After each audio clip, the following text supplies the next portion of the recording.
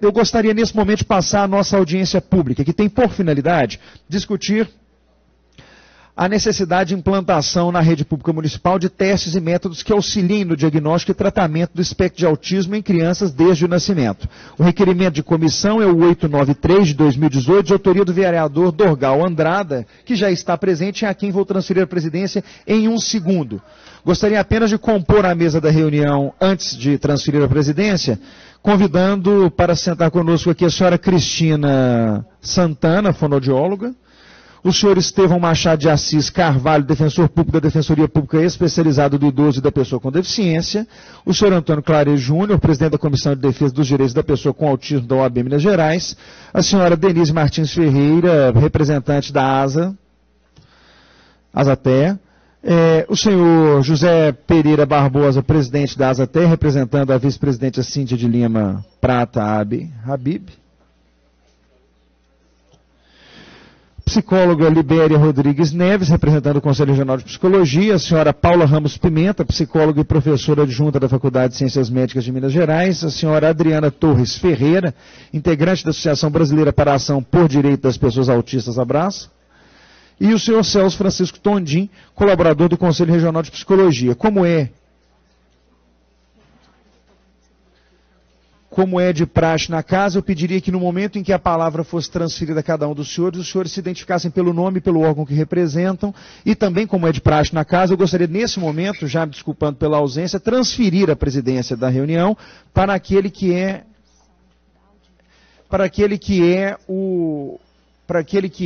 o autor do requerimento que deu ensejo à realização da audiência pública em questão.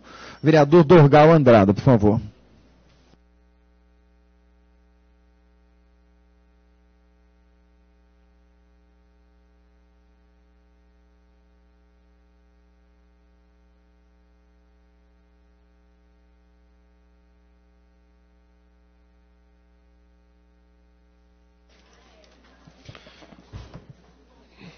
Bom dia a todos. Peço desculpas aí pela demora do início. Infelizmente, a gente não consegue prever qual o tempo de uma comissão e essa audiência pública, ela está acontecendo nessa comissão de Direitos Humanos, Direito do Consumidor. Aproveito para agradecer a vereadora Áurea, todos os vereadores membros presentes, agradecer ao vereador Matheus Simões, Gabriel Azevedo e os demais. E para a gente acelerar um pouquinho, porque eu sei que muitos dos senhores e das senhoras têm algum compromisso por agora, eu vou convidar duas pessoas aqui, que é a Maristela Ferreira e a Maria Helena, para comporem a mesa, por favor. Também a vereadora de Barbacena, Vânia de Castro, por favor, compor a mesa também. Essa audiência pública, o tema dessa audiência é discutir formas efetivas de ação do poder público voltadas para a atenção integral dos autistas, do diagnóstico ao tratamento. Então, eu gostaria de dizer eu vou pedir licença para saltar os cumprimentos e agradecimentos protocolares para que a gente possa acelerar um pouco o início dessa audiência, Áurea. O motivo dessa audiência pública é para que nós possamos discutir com aqueles que têm interesse na causa do autismo aqui em Belo Horizonte, para que a gente consiga chegar, no final deste debate, dessa discussão, formas em que a gente possa instigar ou cobrar do poder público para que ele tenha, em uma atuação efetiva aqui em Belo Horizonte, o cumprimento do decreto e para que a gente possa também elaborar em conjunto ações para melhorar, atingir alguma forma de melhoria, de benefício para essa causa, desde o diagnóstico até o tratamento. Então, aqui é um momento em que os senhores e as senhoras vão poder utilizar a palavra para que a gente faça esse debate, essa discussão, para chegar em alguma conclusão, para trazer um benefício para essa causa. Então eu gostaria que cada um da mesa agora, bem rapidamente, utilizasse alguns segundinhos aí para se apresentar, dizer de onde vem, qual o nome, e em seguida a gente passa a palavra a cada um de vocês. Vamos começar, por favor, pelo Antônio Claret. Muito bom dia, Antônio Claret, presidente da Comissão de Defesa dos Autistas da OAB Minas Gerais. Estamos aqui à disposição, como sempre, do vereador Dorgal, também do vereador Juliano Lopes, apoiadores aí da causa, para esclarecimentos e opiniões e apoiar como pudermos, em nome do presidente da Ordem dos Advogados do Brasil.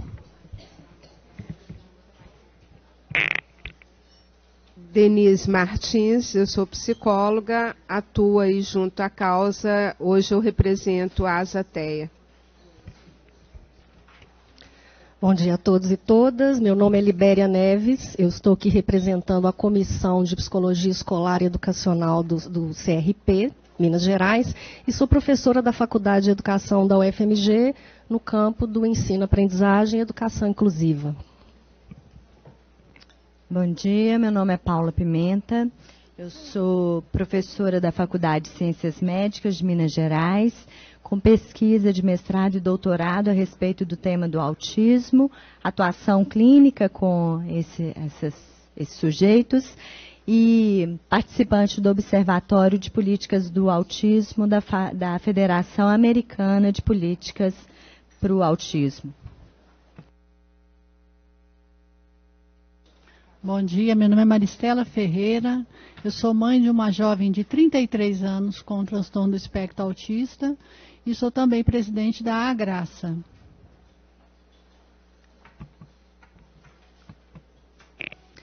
Bom dia a todos, a todas. Meu nome é Vânia Castro, eu sou vereadora da cidade de Barbacena e também estou trabalhando nesta causa e acompanho muito a vida aqui do nosso conterrâneo Dorgal. E quando eu fiquei sabendo dessa audiência, a nossa será no dia 12 de novembro. Então eu vim também para me inteirar mais sobre o assunto. Obrigada. Meu nome é Maria Helena Rosco, eu sou psiquiatra, sou mãe de 2 adultos já, gêmeos, os 2 têm autismo. Eu sou presidente da AMA de Minas Gerais pela 2ª vez, já fui diretora técnica da Associação Brasileira de Autismo, tive a oportunidade de ser coautora da linha de cuidados para atenção às pessoas com autismo no SUS, e representante da Associação Brasileira de Autismo, sou junto ao Conselho Nacional de Pessoas com Deficiência e a Comissão de Saúde Mental do Conselho Nacional de Saúde. Bom dia a todos, bom dia vereadores, bom dia Dorgal, Juliano e principalmente minha querida Áurea. Meu nome é Adriana Torres, eu sou ativista pelos direitos humanos há muitos anos, fui integrante do movimento Nossa BH, que atuou muito fortemente nessa casa. Eu sou administradora, sou neurodiversa em processo de diagnóstico, sou mãe de uma criança neurodiversa, uma criança autista de 6 anos, sou integrante do grupo Autismo em Evidências, que é um grupo de mulheres feministas, autistas e mães de autistas, porque é nada sobre nós sem nós, né? E sou também integrante da Abraça. A Abraça é uma associação nacional que atua na defesa dos direitos das pessoas autistas. Bom dia a todos, meu nome é Estevão, eu sou defensor público, atualmente na Defensoria do Idoso e da Pessoa com Deficiência, daqui de Belo Horizonte.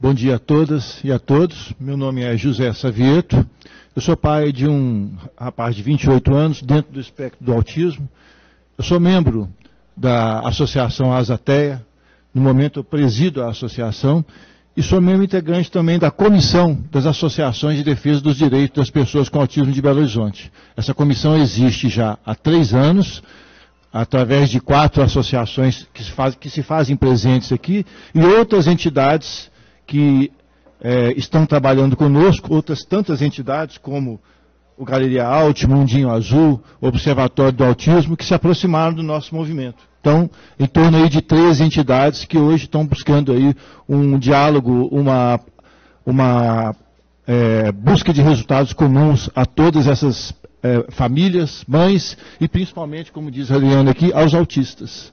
Ok? Eu espero que a gente saia daqui hoje com resultados positivos, Dorgal.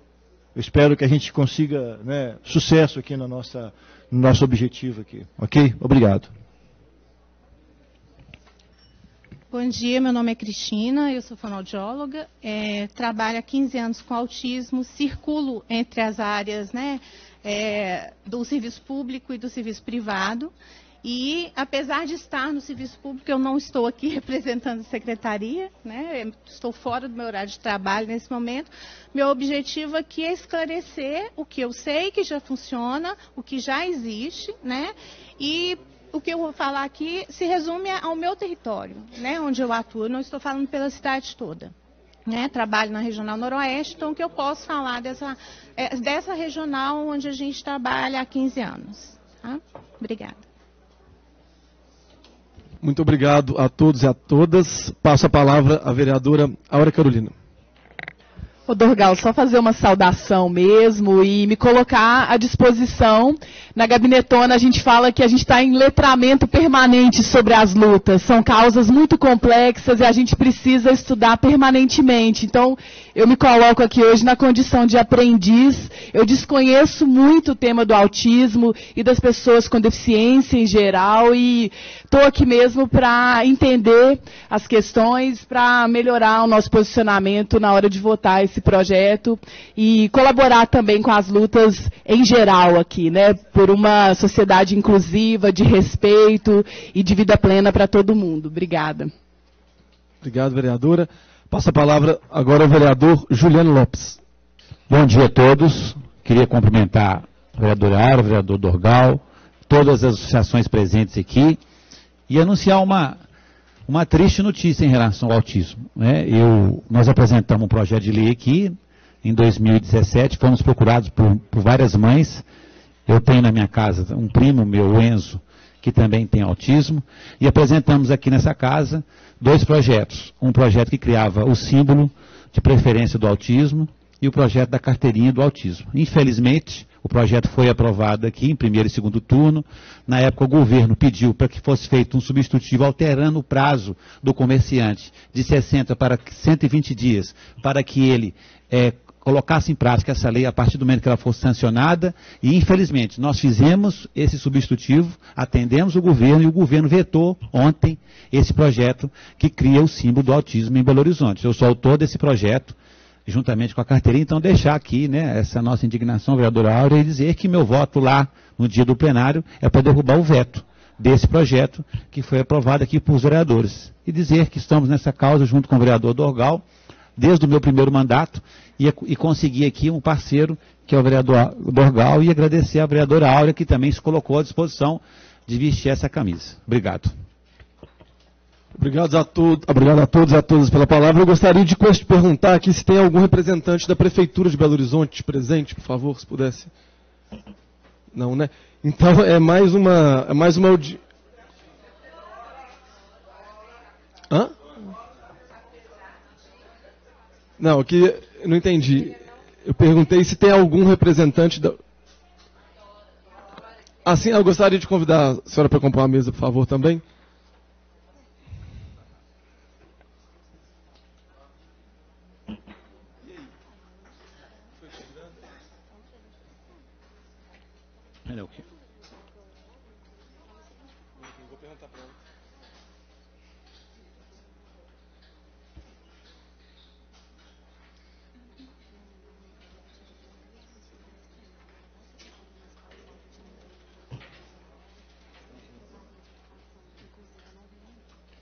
Gostaria, por favor, que a senhora se apresentasse. Eu queria perguntar, a senhora está aqui representando, então, o Poder Público, Prefeitura de Belo Horizonte.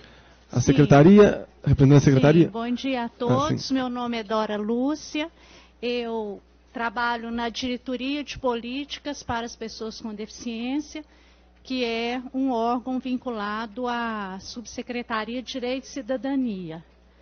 O diretor Luiz Villani foi convidado a estar presente aqui, não pôde vir, e eu estou representando a subsecretaria. Muito obrigado pela presença. Então, qualquer questionamento, qualquer pergunta que os senhores e senhoras tiverem a respeito do poder público, no caso, Prefeitura de Belo Horizonte, e a sua atuação no município de Belo Horizonte, então, temos aqui uma representante para poder participar desse debate. Então, vamos passar agora para a fase de discussão, de debate. Eu gostaria de convidar por causa da questão de horário, que tem aqui na própria casa uma reunião agora, logo em seguida. O senhor Estevão para usar a palavra. Aí nós vamos colocar um limite e vou pedir para que a gente seja bem objetivo e bem breve, por causa do horário, que o senhor utilizasse no máximo 5 minutos. Okay. Obrigado primeiro pela preferência. Eu tenho uma reunião aqui às 11h30, até para tratar de um outro assunto que diz respeito às pessoas com deficiência, que é a falta de acessibilidade do plenário aqui da Câmara. Acho que todo mundo participou, eu acho que é bom fazer um parênteses sobre isso, participou da reforma que foi feita aqui, que tirou toda a acessibilidade que tinha o plenário da Câmara. E aí a gente está tentando, na Defensoria, eu já estou atuando nisso há muito tempo, tentar evitar que a questão seja levada à justiça. Né, assim, então eu tenho uma reunião aqui na casa para a gente tentar solucionar essa questão que foi criada aqui na casa. Com relação à discussão aqui, na audiência pública, eu queria primeiro parabenizar pela iniciativa, dizer que eu tive acesso ao decreto, né, que regulamenta a lei de 2012 a respeito dos direitos da pessoa autista. Acho que o decreto traz várias coisas interessantes e a questão agora é buscar a implementação disso na vida real. Né? Assim, a gente sabe que o Brasil é um país cheio de leis, cheio de regulamentos, mas transferir isso da letra da lei para a prática é uma outra luta. Né? Então, assim, o decreto traz avanços no que diz respeito à educação da pessoa com deficiência, ao tratamento de saúde, etc., mas a gente na Defensoria ainda recebe muitas famílias de pessoas com autismo que criticam muito o atendimento do poder público às suas questões. Desde um tratamento inadequado no Sistema Único de Saúde, a gente sabe, eu já escutei isso de várias pessoas, que o tratamento que existe hoje para a saúde mental no Sistema Único de Saúde não é o mais adequado para receber a pessoa com autismo. A pessoa muitas vezes é tratada na lógica normal da saúde mental, que não é a lógica de atendimento da pessoa com autismo. Eu vou dar um exemplo aqui que eu ouço muito, eu não sou especialista na área, mas eu ouço isso muito. Que a pessoa com autismo, o tratamento dela tem que ser potencializar as suas habilidades, as suas potencialidades. E a saúde mental, em regra, trabalha para diminuir sintomas de pessoas que têm algum transtorno, algum sofrimento mental. Então, isso muitas vezes não é o tratamento mais adequado para a pessoa com autismo. Então, a gente tem vários problemas. A questão da educação nem se fala. A educação da pessoa com deficiência intelectual ou mental e da pessoa com autismo em geral é bem caótica, assim. As escolas não estão preparadas para receber essas pessoas, não se adequam, não se adaptam a receber essas pessoas. A gente tem problemas na Defensoria de vários tipos, desde falta de professor de apoio para esses alunos, adequação curricular, retenção escolar quando é o caso, PDI, vaga em instituições especializadas, etc. Então são vários os problemas. E eu lendo o decreto, eu vi que muitas dessas questões estão contempladas no decreto. O centro de referência para a pessoa com deficiência, a previsão expressa do monitor escolar para essa pessoa. Então são várias questões que estão muito bem previstas nesse decreto. Mas como eu disse, agora a briga de todo mundo que está envolvido na causa e dos senhores como vereadores que têm essa função de fiscalizar, é fiscalizar de fato a implementação disso na prática, para que esses direitos saiam dali e as pessoas realmente vejam que a questão está mudando. Então, assim, infelizmente eu tenho esse compromisso mesmo, mas eu fiz questão de estar aqui, porque eu já acompanho essa briga há muito tempo, e coloco a Defensoria à disposição para a gente tentar, de uma forma conjunta, integrada, a solução desses problemas que têm aparecido para a gente. Obrigado pela preferência e desculpa pelo compromisso.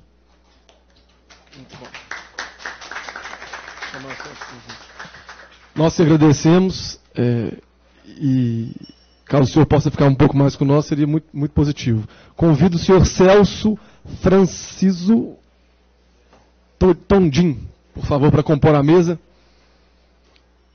Colaborador do Conselho Regional de Psicologia. Gostaria que o senhor rapidamente só se apresentasse para a gente dar seguimento ao uso da palavra.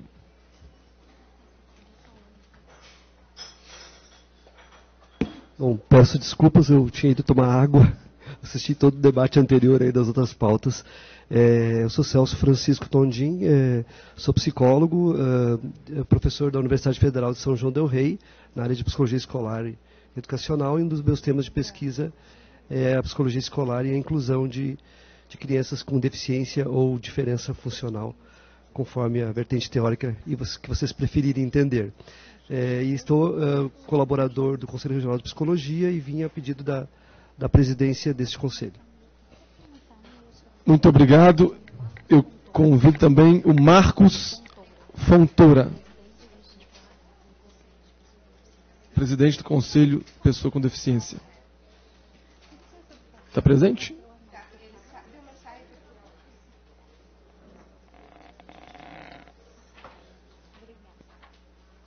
Enquanto ele não compõe a mesa, eu gostaria de perguntar a algum dos senhores e das senhoras, alguém tem algum compromisso logo em seguida? Claro, eu sei que todo mundo aqui está com pressa, mas assim, que seja com muita urgência, que realmente não possa esperar, e a gente vai dar início.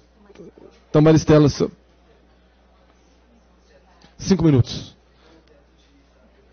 Reunião 13h30. 13h30 é o teto.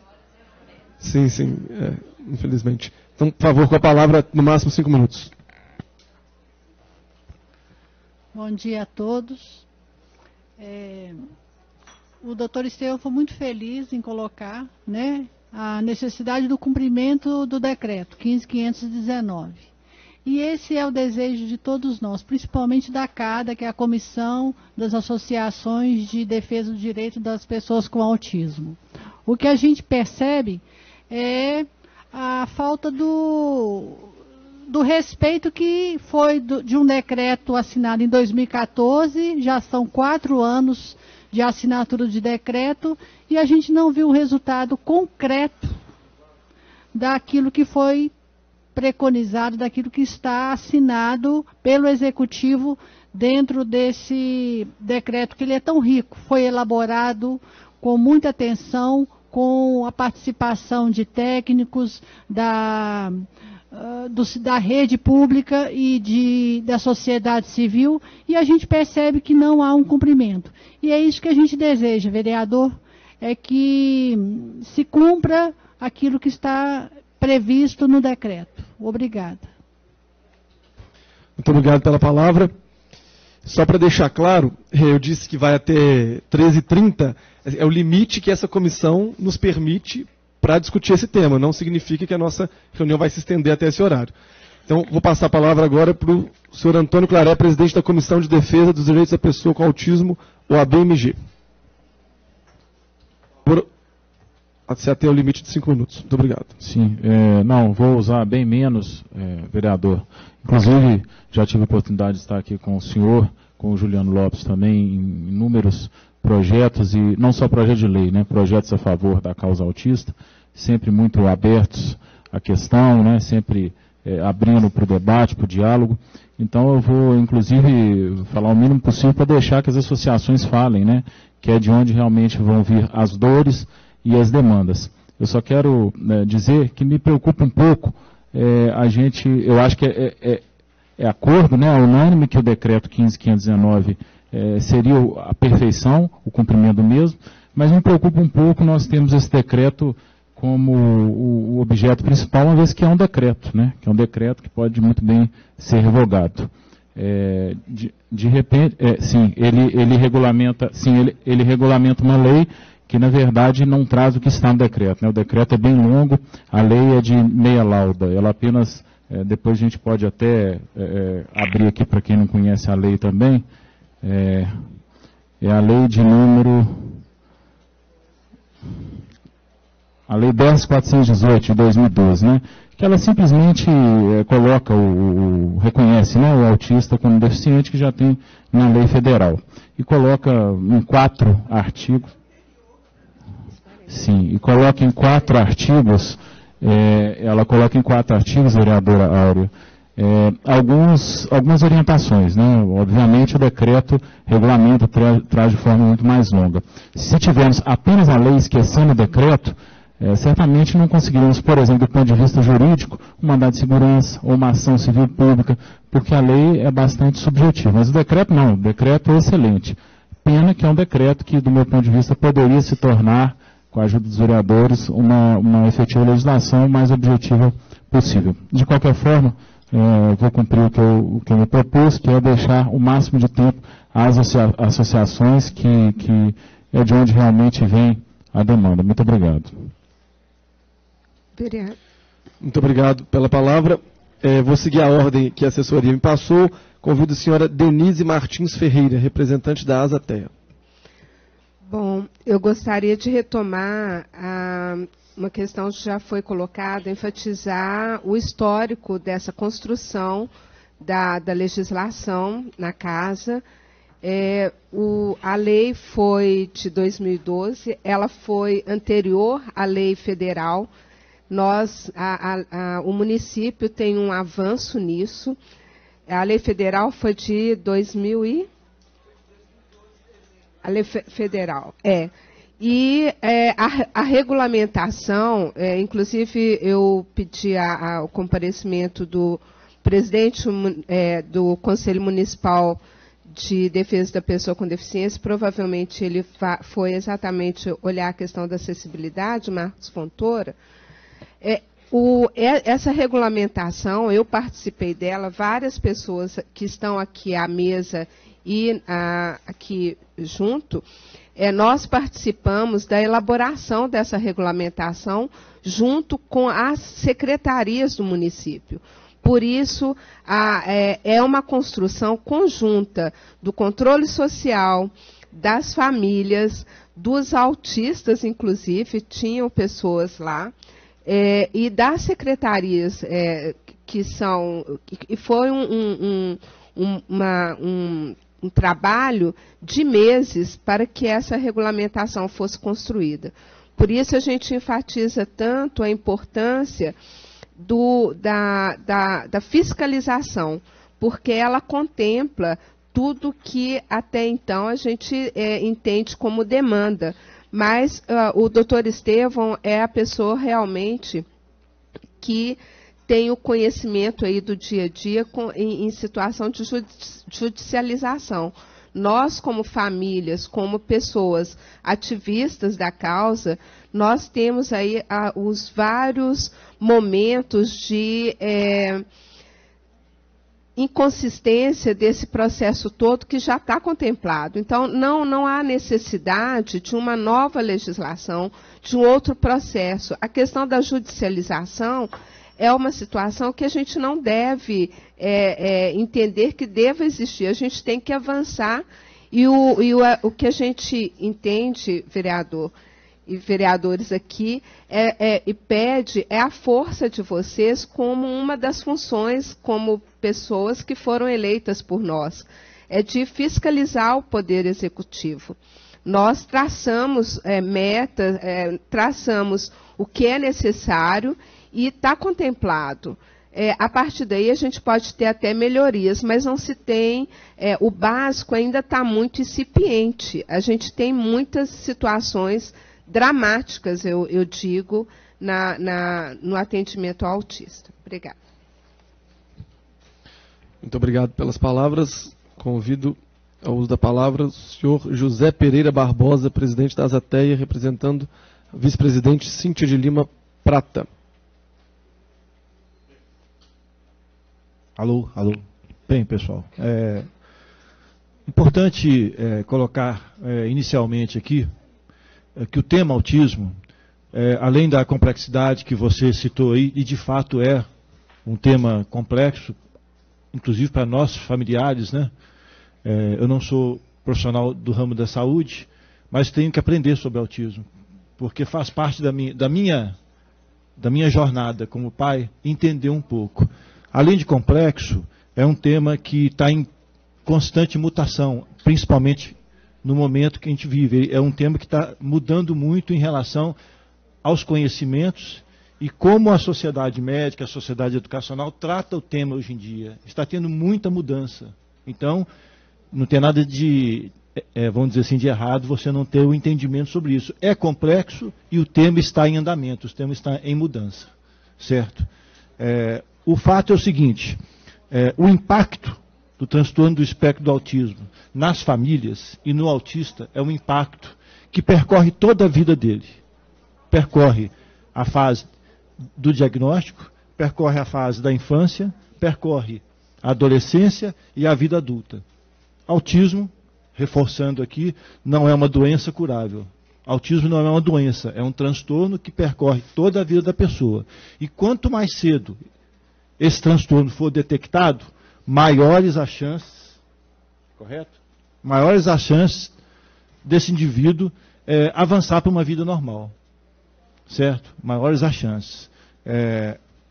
O decreto, ele abraça um pouco essa questão do diagnóstico. Abraça bastante a questão do diagnóstico.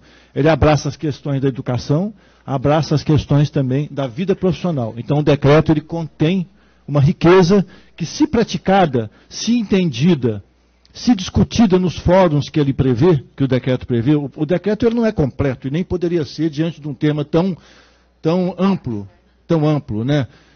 Envolve muitos saberes. Nós temos aqui psicólogos, nós temos aqui fonoaudiólogos, nós temos psiquiatras, nós temos diversos professores, nós temos professores aqui. Então nós temos um conjunto de conhecimento aqui, de pessoas de conhecimento, que necessita realmente discutir a questão. A lei prevê um fórum intersetorial que é para criar os procedimentos, criar as práticas, criar os protocolos para que tudo aconteça. Nós estamos convencidos, nós da Associação Azateia e da CADA, nós estamos convencidos que se essa lei, a partir do momento que ela for colocada em prática, nos fóruns, colocada em prática, na questão orçamentária, principalmente na questão orçamentária, não vamos aqui tampar o sol com a peneira, precisa-se de recurso para isso, precisa de recurso humano e precisa de recursos materiais para isso. E na medida que ela for colocada também as linhas de cuidado já existentes, ou seja, nós estamos falando de conhecimentos e de procedimentos e protocolos já existentes, na medida que se colocar tudo em execução, nós acreditamos que as coisas vão melhorar. Então eu faço voz à palavra da Denise, da necessidade de fiscalização e de acompanhamento dos fóruns intersetoriais, que é onde o assunto vai ser debatido no detalhe, nas questões mais técnicas de vida profissional, de vida escolar e do diagnóstico, que é onde tudo começa, certo? Se a gente colocar luz sobre esse aspecto e fazer isso acontecer com o apoio aqui da casa e das pessoas que defendem projetos dessa natureza, eu tenho crença, certo, que as necessidades dos autistas, as necessidades dos familiares de autistas serão bem atendidas. Eu agradeço a atenção e passo a palavra. Muito obrigado pelas palavras. Passo então à psicóloga Libéria Rodrigues Neves, representando o Conselho Regional de Psicologia. Bom dia a todas e todos novamente. Como o colega já comentou aí, né, o decreto abarca também questões no campo da educação. É desse lugar que eu venho falar, né, porque a gente está aqui discutindo a necessidade de implantação na rede de testes e métodos que vão diagnosticar o mais cedo possível o risco para o autismo, né? Então, eu vou dizendo desse lugar, porque o autismo é um tema caríssimo para a educação, hoje principalmente, muito também em função do grande número de diagnósticos que acometem as nossas escolas, né? Bom, eu trabalho com formação inicial de professores e formação continuada de professores. E o que a gente vem percebendo eu não vou dizer uma epidemia, que é uma palavra muito forte, mas é um excesso na produção de diagnósticos, certo? E talvez a implementação de métodos que vá fazer esse diagnóstico de forma mais cedo, né, de uma forma mais inicial. Eu penso muito, né, e juntamente com as pesquisas na Faculdade de Educação, do risco também de ampliar ainda mais um número de diagnósticos que nem sempre correspondem à questão, principalmente pela idade em que se manifestam, né, questões mais visíveis, mais pautáveis em relação ao autismo, e não necessariamente de 0 a 18 meses. Bom, quero trazer aqui umas coisinhas que eu anotei rapidinho, né, que algumas pesquisas que a gente desenvolve vêm apontando que, diante de dificuldades com a criança contemporânea, né, que responde às questões do nosso tempo, nas escolas, né, diante dessas dificuldades, frequentemente surge a hipótese muito rápida em relação a algum transtorno. Inicia-se uma busca por um laudo, que é importante, mas que também pode ser um fator complicado para essa criança ao longo da vida. Ouve-se muito dos professores em formação continuada a seguinte frase: na minha sala de aula tenho X alunos de inclusão, fora os que não estão laudados. Surge aí um novo termo que se aplica a essas crianças, de alguma maneira, as crianças difíceis, as quais se encontram no grupo cuja família deverá buscar um diagnóstico, um laudo e etc. E a palavra da escola é muito importante para se fechar esse diagnóstico, certo? Então, em que medida que o que a gente tem de mais importante nesse momento é utilizar, fiscalizar, sensibilizar os profissionais, né? Garantir a presença de profissionais competentes para poder receber essas crianças na escola, que vêm da escola com possível diagnóstico, né? Porque assim, todo direito que amplia o acesso, ele é muito bem-vindo, obviamente, né? Mas esse direito, né, de detecção desse risco muito rápido, ele pode ser um potencializador desse olhar patologizador do comportamento infantil. Ou seja, as crianças deslaudadas passarão a laudadas cada vez mais. E, de acordo com a nota técnica, né, as evidências existentes não fornecem suporte para a realização desse diagnóstico de forma tão cedo. Para aqueles que, de fato, a avaliação precoce do risco permitirá uma intervenção, a gente tem hoje, conta com recursos na rede pública, inclusive a caderneta do Ministério da Saúde, né, a caderneta da saúde da criança, ela traz uma série de elementos que já nos permite sensibilizar, orientar, acompanhar. Se for realizado de fato o que é previsto, o número de consultas que é previsto para a criança até os 12 meses, não há necessidade de criar algum instrumento que possa vir a gerar risco para outras crianças que não possuem nenhum transtorno. Certo? Bom, nesse sentido, né,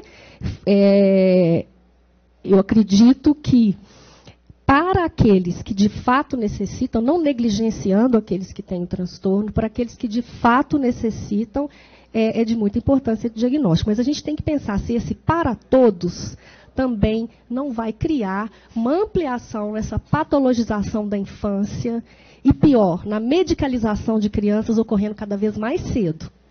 Certo? Então, em que medida que tornar mais inicial, na origem, uma criança de 3 meses de idade, em que medida que encaminhar ela para um atendimento de uma equipe médica e de psicólogos que talvez não estejam tão preparados para lidar com esse instrumento que está sendo reivindicado para todos, em que medida que nós não estaremos aí cada vez mais medicalizando a infância e produzindo talvez um genocídio do futuro.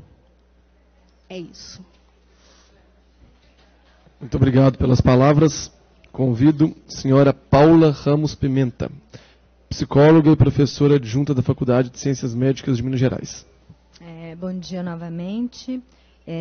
Eu vou ser breve em alguns argumentos, apesar de haverem outros, né? Alguns colegas estão trazendo também outras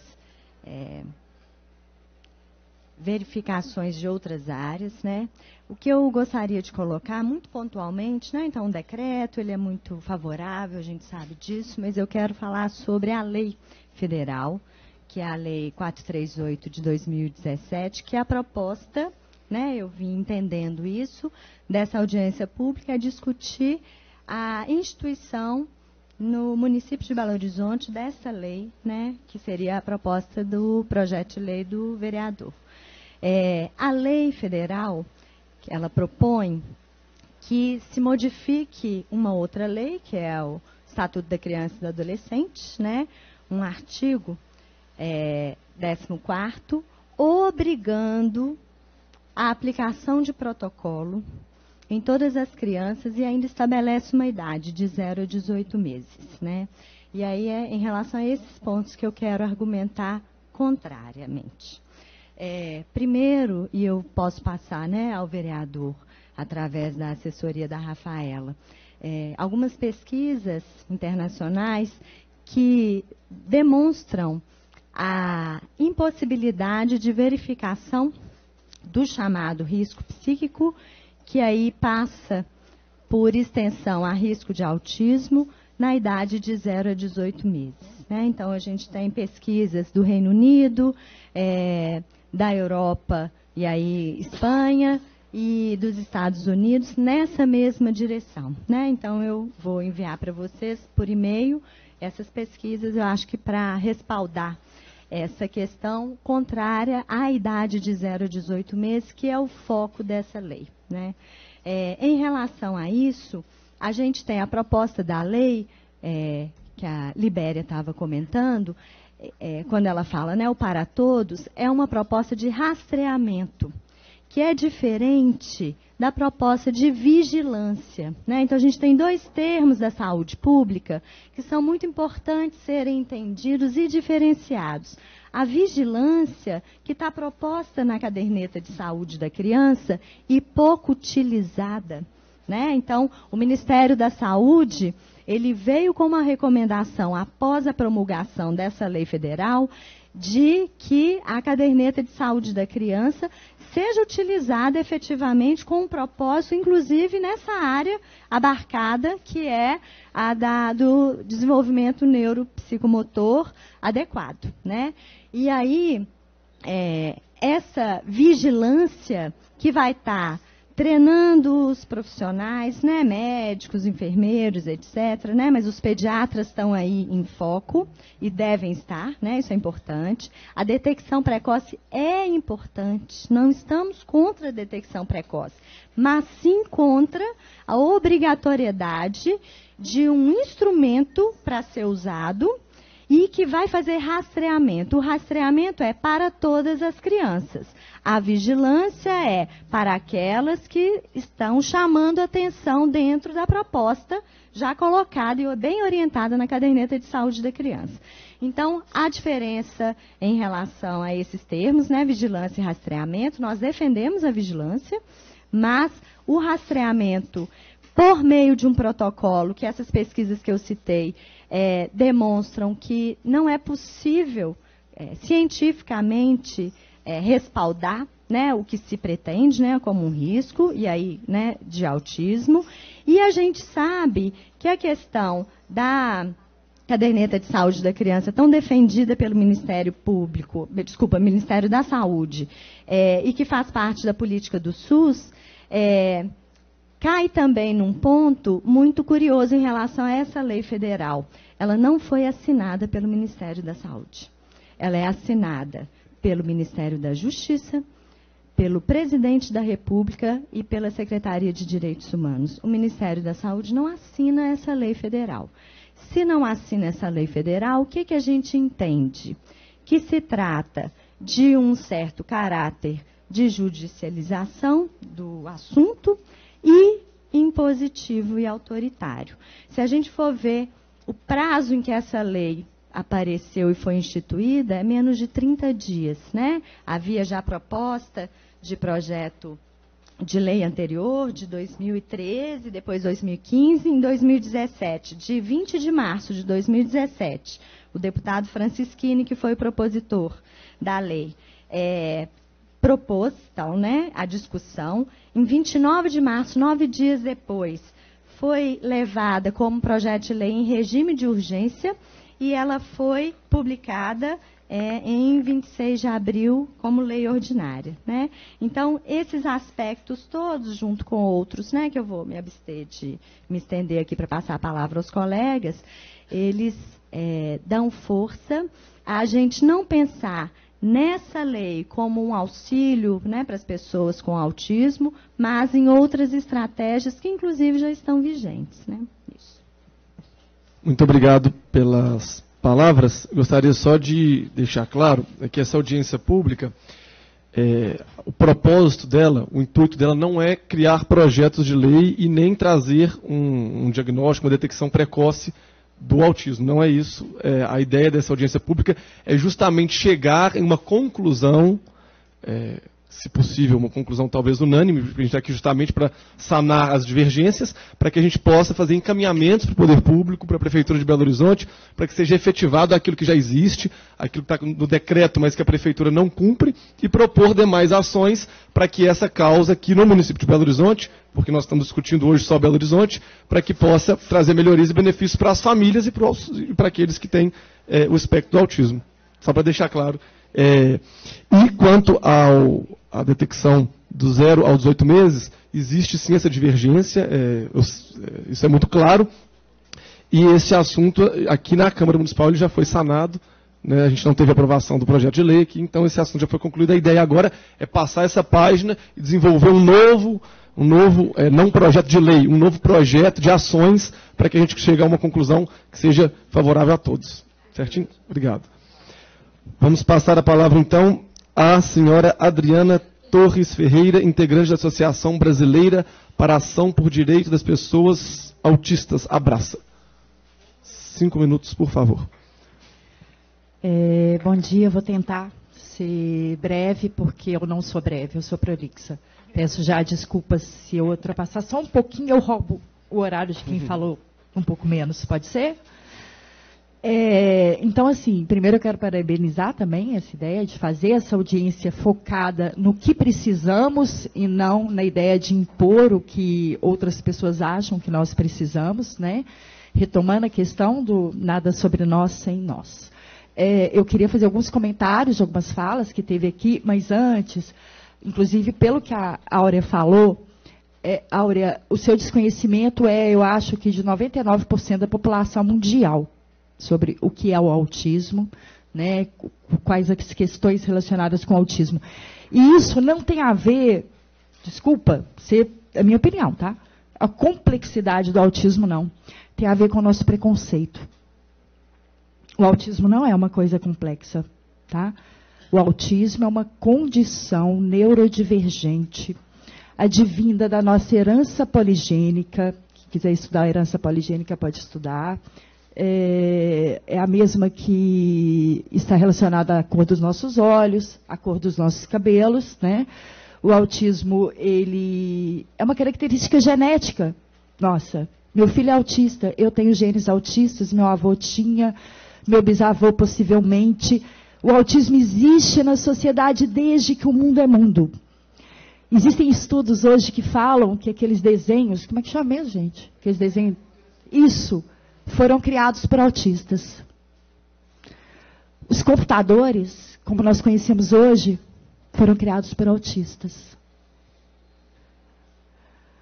Isso significa que todo autista é um gênio? Não.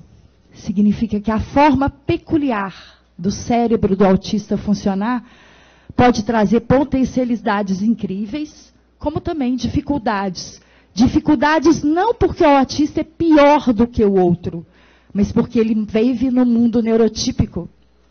E esse mundo neurotípico estabelece barreiras físicas, ambientais, sensoriais, atitudinais, para que o autista possa usufruir dos seus direitos. Só que a gente olha para o autista, principalmente quando ele é o autista que fala, esse menino não precisa de nada não, é só mal educado mesmo, né? Faz muita birra. A gente preocupa com o autista não oralizado. Por quê? Porque nós somos uma sociedade oralizada. E assim como aconteceu no histórico do movimento das pessoas surdas, que durante anos e anos foram consideradas pessoas incapazes intelectualmente, porque não utilizavam a linguagem oral, são também os autistas não oralizados considerados incapazes intelectualmente, porque não usam a linguagem oral. Então, eu volto a dizer, não existe complexidade no autismo, em que pese as milhares de manifestações de forma como o autismo se manifesta em cada um. Mas existe preconceito. E esse preconceito começou com Kanner. Com Kanner, que foi o primeiro a falar, né, publicamente, vamos dizer, porque Asperger já tinha escrito antes sobre isso, só que os estudos dele só apareceram em 1970, junto com a Lorna. Kanner criou uma caixinha desse tamanhozinho para o autista e quis tacar todo mundo lá dentro. E quem não cabia, ele jogava fora. Tem epilepsia? Não, não é autista. Hoje se sabe que essa é uma das principais condições coexistentes do autismo. É a epilepsia, sabe? Por que eu estou dando essa explicação, gente? A maioria aqui não sabe, mas eu acho importante que o legislativo entenda que o autismo não é um problema. Quando alguém falou aqui que a questão da saúde mental equivocada, não lembro quem foi que falou, foi você, Maria Helena? Foi o Estevão, né? É porque ignora o modelo social de deficiência. Pessoas com questões divergentes na mente são também pessoas com deficiência. Isso está na lei da LBI. E a LBI diz o quê? O que é pessoa com deficiência? É aquela pessoa que tem um impedimento de longo prazo, que ao interagir com o ambiente, com as barreiras existentes, se vê impedida de usufruir dos seus direitos. Isso é uma pessoa com deficiência. A deficiência está no ambiente, não está no indivíduo. É o modelo médico que olha para aquela pessoa e diz: você tem que ser consertado para poder viver na sociedade. Nós não temos legalmente, juridicamente, mais essa visão no Brasil, mas temos dentro dos consultórios, temos dentro da escola, temos ainda dentro de cada espaço que não aceita a diversidade diferente. É ótimo que a gente possa apontar problemas. E o primeiro ponto é que a gente possa fazer esse fórum que está no decreto, para apontar esses problemas, porque são inúmeros. Começa com o diagnóstico precoce, sim, nós temos um problema sério de diagnóstico precoce, mas que deve ser feito na fase certa. De 0 a 18 meses, como foi colocado aqui, nós temos que ter o cuidado com aquela criança. É bom lembrar que de 0 a 1 ano, o cérebro da criança é muito frágil. Excesso de estimulação pode ser muito pior do que um simples cuidado, tá? A maioria dos países faz o diagnóstico a partir de 18 meses. 1 ou 2 fazem a partir de 16. 1 ou 2 no mundo inteiro. Né? Eu vou discordar um pouquinho da sua fala, Renata, mas numa visão de modelo social, tá? Porque laudo não é rótulo. Laudo não é rótulo. Sabe o que é rótulo? É ser chamado de chata, de mal educada, de mimada, de fresca, de retardada. Eu fui chamada assim na minha infância. Eu nunca tive laudo de nada. Cri-cri, cabeça dura, intransigente, louca. Isso é rótulo. Diagnóstico é norte, é direcionamento. Direcionamento foi direcionamento para o meu filho. Foi direcionamento para muitos filhos aqui. Então eu discordo. Tá? Eu discordo da patologização do autismo, porque autismo não tem medicamento não, tá, gente? Quem está usando medicamento para autista é para condição coexistente.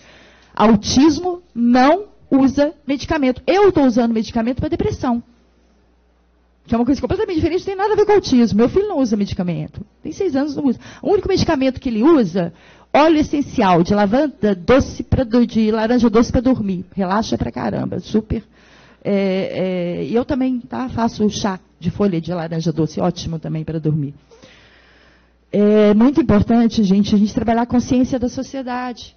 Diagnósticos de adultos. Quantos adultos estão sem diagnóstico por aí? Principalmente na pessoa que está em situação de rua. Vamos lá, vamos na população de situação de rua. Quantas pessoas neurodivergentes estão lá? Elas precisam do apoio, elas precisam do diagnóstico. Prevalência sobre a epidemia, eu também vou discordar disso. Não existe hoje no Brasil essa epidemia, tá? Por que a prevalência do autismo mudou tanto nos últimos anos? Eu sugiro vocês assistirem um vídeo que chama História Esquecida do Autismo.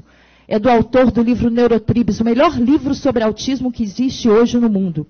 É um TEDx, tá? Eu não lembro o nome do autor, é Steven Spielberg, eu não lembro muito bem. Mas eu te passo depois o vídeo, se você quiser. Chama A História Esquecida do Autismo. Ele explica muito bem essa questão da prevalência. Houve uma mudança nos critérios de diagnóstico. Hoje existem muito mais serviços disponíveis e profissionais que têm capacitação, porque autismo é uma questão clínica para ser. Você não tem o teste de sangue, você tem que ter profissionais capacitados para isso. Nos Estados Unidos aconteceu muito uma coisa chamada substituição diagnóstica, que é o quê? Você pega aquela criança de um diagnóstico de esquizofrenia, de etc, e opa, não, ele estava diagnosticado errado. E existem muitos diagnósticos errados, principalmente em meninas autistas, que são normalmente diagnosticadas com TDAH, esquizofrênicos e até com aquela questão da personalidade border, e na verdade são autistas. Só para terminar, tá? Consciência da sociedade. A sociedade hoje está mais consciente, né? Os autistas estão lutando por seus direitos, principalmente, eu falo isso em cima dos Estados Unidos, gente, porque é lá que está com aquele negócio de 69, porque você pega a pesquisa da Suécia, lá continua o que é no mundo inteiro, 1%, tá? Só nos Estados Unidos. E por que nos Estados Unidos? Existe diferença metodológica. O CDC, ele faz uma pesquisa em 11 centros, tá? Em revisão de prontuário, ele não olha criança, não. Ele faz revisão de prontuário, é assim que ele faz a contagem. E ainda tem uma outra coisa, nos Estados Unidos, para você conseguir acesso à política pública de saúde, você tem que ter laudo. Sem laudo você não consegue. Então os profissionais lá, mesmo da dúvida, eles dão laudo. Porque é melhor aquela criança ter acesso a uma fono, a isso, aquilo, do que ficar sem o apoio. Então, assim, existem muitas coisas relacionadas à prevalência que é bem mais complexo do que simplesmente a patologização da infância. Então, assim, encerrando, o que nós precisamos é participação social. Nesse fórum, que está no decreto, nós podemos discutir os detalhes. Obrigada.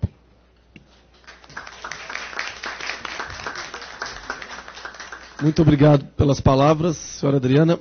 Passo a palavra ao senhor Celso Francisco Tondim.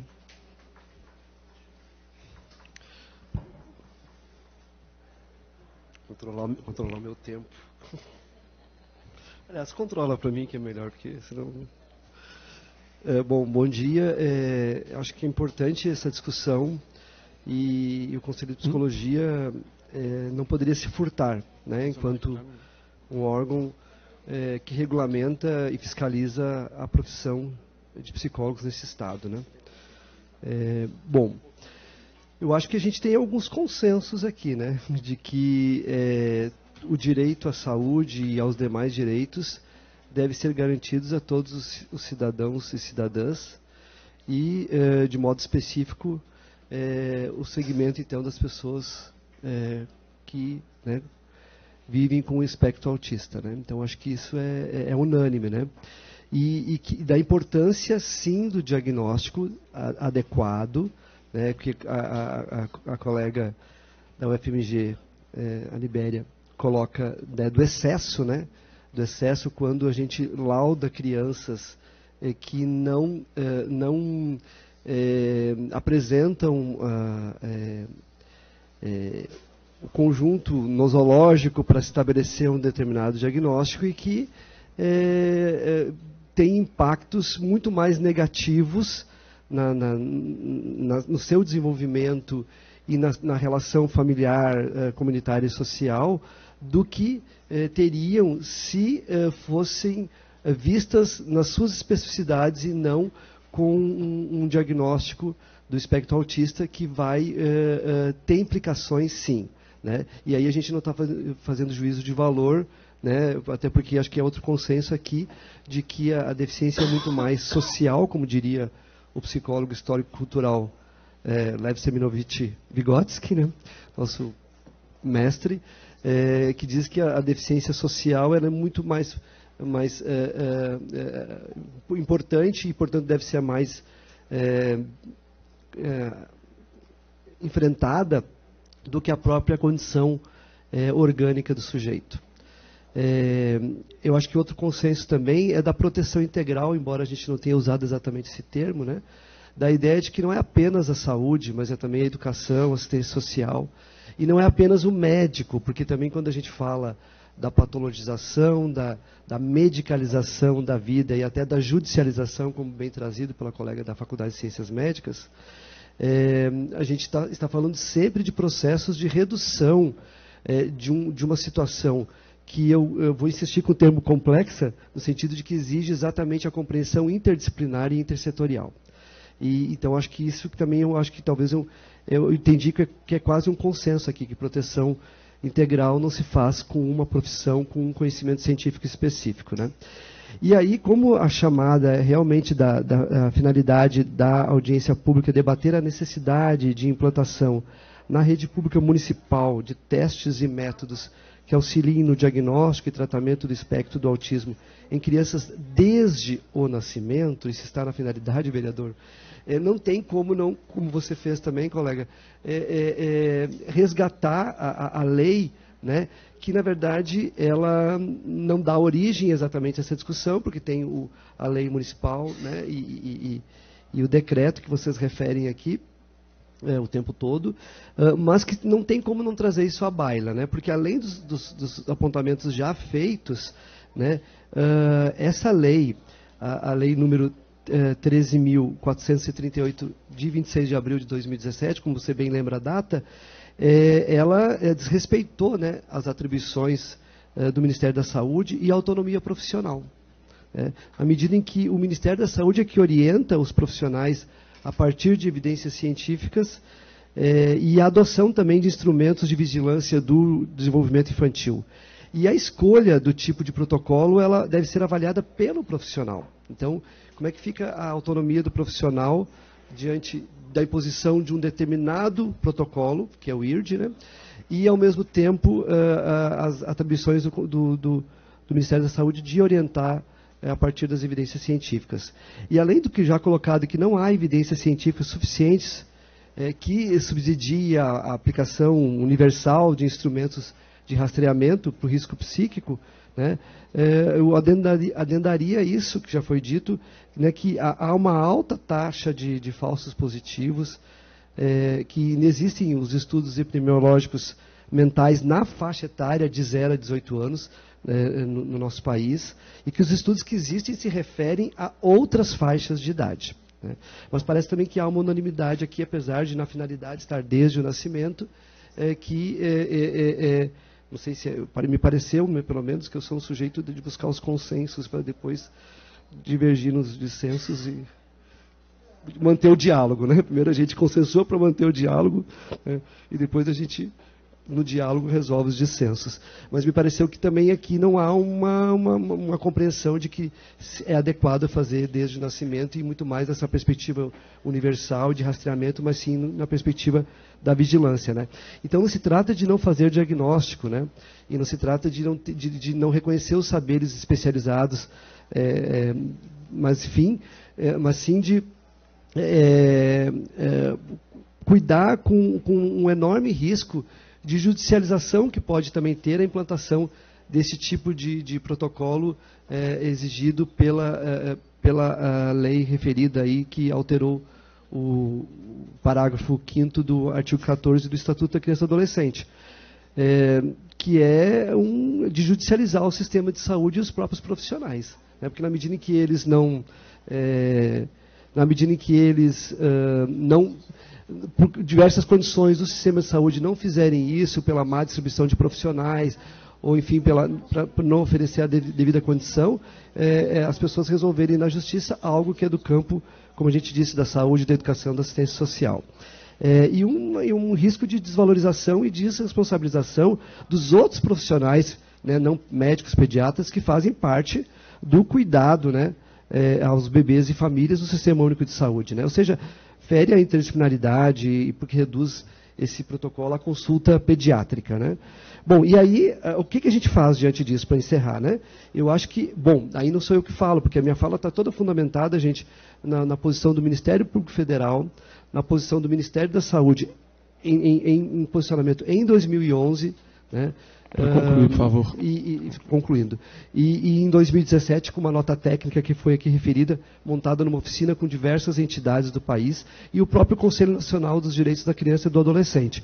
E aí, todos esses passos, eles remetem ao que foi dito aqui, de investir na Política Nacional de Atenção Integral à Saúde da Criança e do Adolescente, né, para efetivamente garantir os direitos expressos no marco legal da primeira infância, né, que é a detecção e intervenção precoces, né, mas de uma forma, então, devidamente adequada. E defende, inclusive, a revogação da Lei 13.438 de 2017, e recomenda o Ministério Público Federal que o Ministério da Saúde e as Secretarias Municipais e Estaduais de Saúde não regulamentem o artigo 14, parágrafo 5º do ECA, que eu já referi, que então prevê a aplicação obrigatória do protocolo de detecção de risco psíquico a crianças de 0 a 18 anos. Né? E eu acho que investir na caderneta de saúde...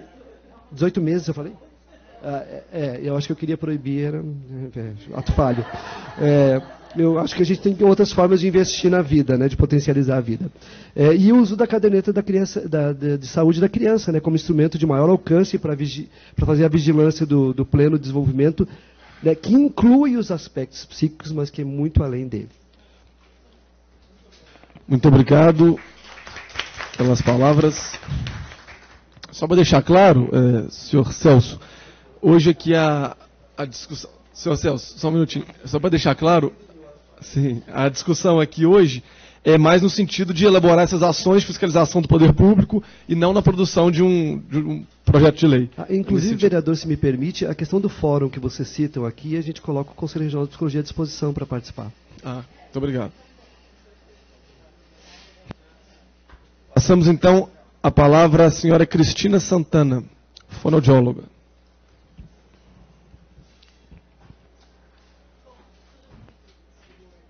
Tudo que eu vou falar aqui são impressões muito pessoais, tá?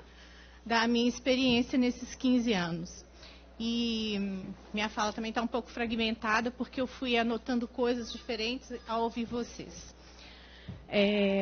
Não consegui anotar o nome de todo mundo. Libéria falou uma coisa muito interessante da inclusão, né, escolar, que a gente convive com isso lá, com os pacientes. E eu acho que cai numa mesma questão que vai cair na saúde, capacitação, né? E a inclusão ainda acontece muito assim, baseada na subjetividade, quando um professor acolhe, quando ele tem simpatia pela causa, existe a lei, mas essa lei só é efetivada com a capacitação, que ainda, né, não é suficiente. Sobre o cumprimento, né, do decreto, né, o que acontece, o que não acontece. A audiência está acontecendo na mesma semana que nós, né, profissionais da saúde pública, estamos mandando uma carta para a coordenação pedindo o quê? Contratação de novos profissionais, em primeiro lugar, adequação dos espaços físicos onde a gente atende, manter um número de atendimentos que permita qualidade e capacitação dos residentes, que a gente recebe residentes, né, de várias áreas do Odilon Beres, e a gente é responsável pela formação desses novos profissionais, né, principalmente com relação ao autismo, que é a maior parte dos nossos atendimentos hoje. Capacitação, pedimos mais capacitação para nós e capacitação da equipe nova que entrou, assim como dos profissionais da unidade básica, né? Porque é lá que essas crianças chegam. Hoje, então, o que existe, né? São 9, a cidade está dividida em 9 regionais, cada regional tem uma fono, uma TO e uma psiquiatra infantil. Então, nós éramos, né, até início de janeiro agora, 27 pessoas para atender a cidade toda, né? Sempre teve. Há 20 anos a equipe é formada dessa forma. Há 20 anos. E eu fico um pouco triste quando as pessoas dizem, eu já participei de outras audiências e dizem assim, não há nada. Há sim, há 20 anos. Eu não sei se alguém aqui já usou o serviço público aqui em BH. Algum presente aqui? Eu sou do Conselho Municipal de Saúde. Uhum. E eu posso falar da minha regional, não vou falar que as 9 equipes trabalham iguais. Não, gente, não trabalham. Acho que às vezes até cai no que a gente está comentando sobre a inclusão, né? Não vai ser todo mundo que vai abraçar essa causa da mesma forma. Então, o que eu posso dizer aqui é da minha experiência dentro dessa mesma equipe da Noroeste, que eu estou há 15 anos. Então, agora teve uma ampliação, mais uma fone, mais uma TO por regional. É dificílimo achar pessoas capacitadas para esses lugares. Dificílimo, dificílimo, dificílimo. Então, daí que a gente está requisitando capacitação para os novos profissionais que entraram. Não tem gente especializada ou que tenha experiência, né? Porque alguém às vezes tem experiência num consultório, mas no consultório ele já viu 5 pessoas autistas na vida, né?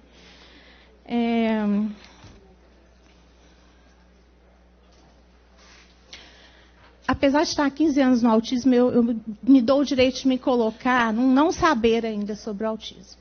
Eu acho que a gente sabe muito pouco. Eu acho que a gente ainda vai descobrir muitas coisas sobre o autismo. Então, a posição sobre o diagnóstico, né, de 0, 18 ou não. A boa notícia é que BH já tem uma, eu achei maravilhosa, assim, a sua palavra é Denise? Paula, de vigilância ao invés de diagnóstico. Achei que foi maravilhoso, assim, de rastreamento, assim. A vigilância, acho que é a palavra maravilhosa nesse caso aí.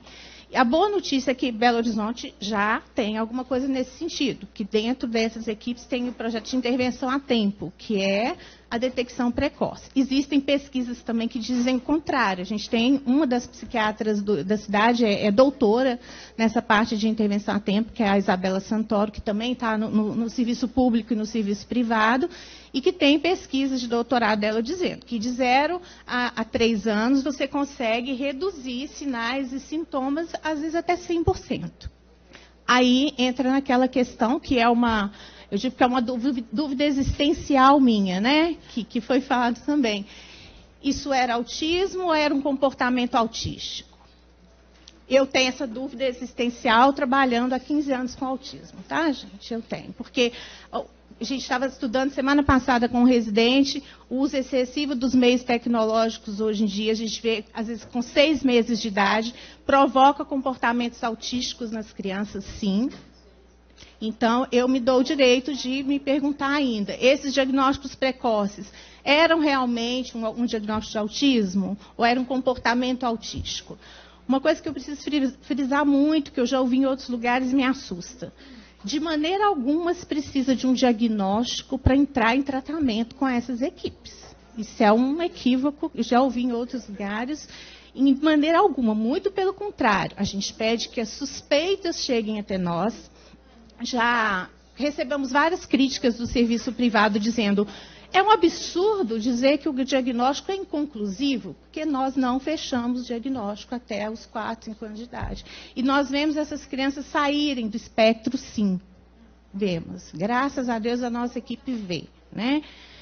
Diminuir sinais e sintomas do autismo. Diminuírem muito, muito mesmo. E eu tenho essa dúvida realmente se esses casos precoces seriam um diagnóstico ou não. Então, não precisa de diagnóstico para entrar nesses serviços. E aí a gente chega de novo, né? Onde que está a falha? Na capacitação, de novo. De novo a capacitação, porque os pediatras não sabem reconhecer isso muitas vezes. E aí entra de novo, assim, a minha posição pessoal, né, sobre o rastreamento, é que nesses anos a gente atende muitas famílias, muitas mães que chegam de luto, desesperadas, porque existe ainda um paradigma do que seja o autismo, as pessoas vão para o Google imediatamente, veem uma coisa horrível e preveem aquele futuro para o filho. Então isso acontece muito também. E temos casos, infelizmente, que a mãe coloca que está posto e deixa de investir naquela criança. Questão do fechamento do diagnóstico. Temos também, gente, na saúde pública, pessoas que abraçam esse laudo para conseguir um benefício. Existe isso também, essa realidade é também, tá?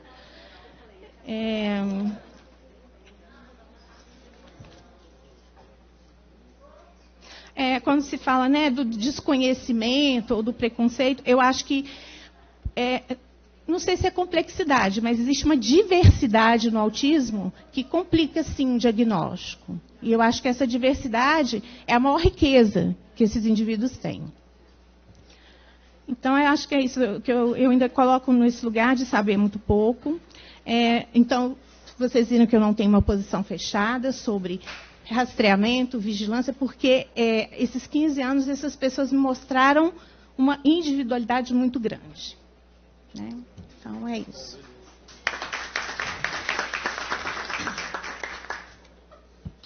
Muito obrigado pelas palavras. Convido a senhora Vânia Castro, vereadora do município de Barbacena.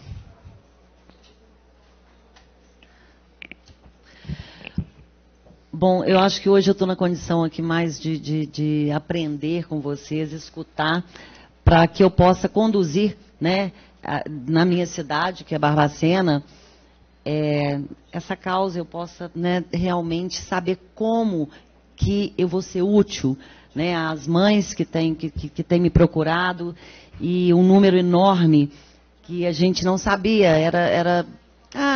sabíamos dos autistas, mas não agora que começamos a divulgar os trabalhos e através também de projetos de leis que nós estamos apresentando, criamos um grupo e nós já estamos com 179 mães, isso num espaço muito pequeno.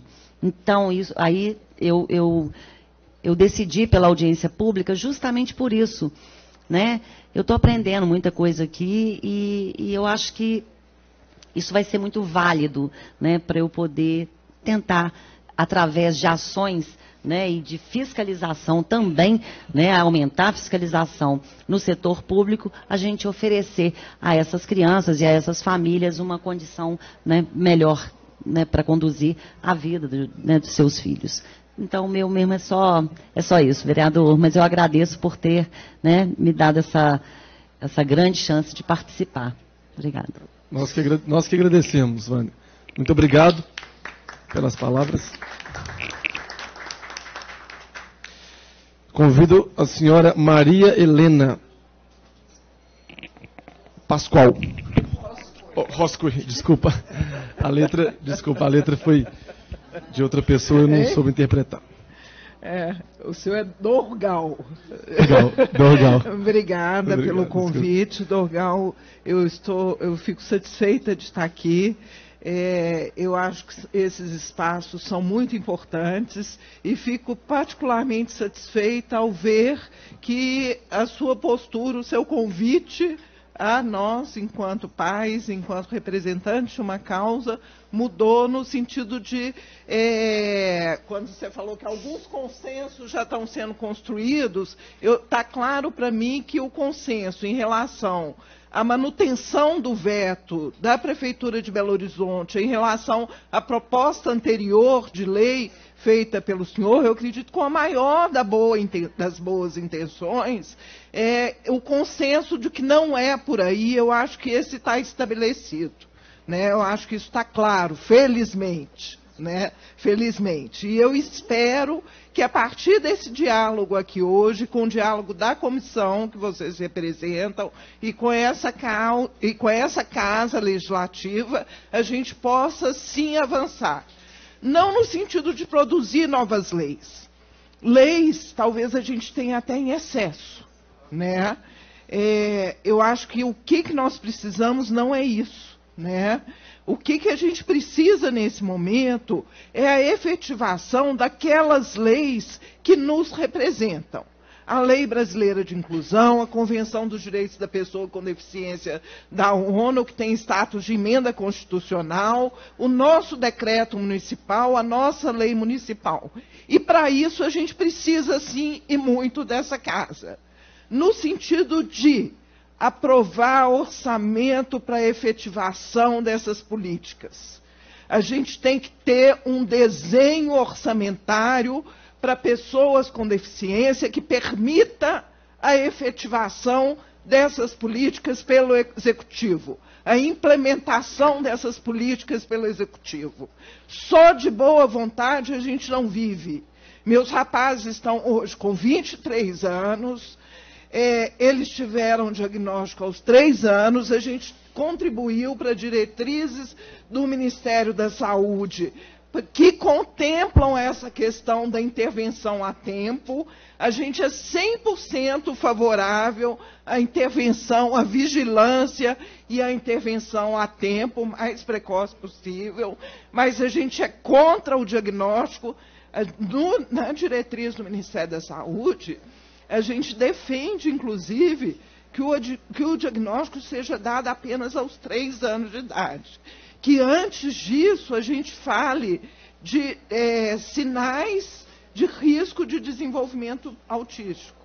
Que essas pessoas sejam alvos, sim, de atenção, de cuidado, de atenção especializada, de educação especializada na na inclusão, na educação regular, na educação para todos, mas que esse diagnóstico ele possa ser dado no momento em que o risco para rótulo e não diagnóstico seja um pouco melhor.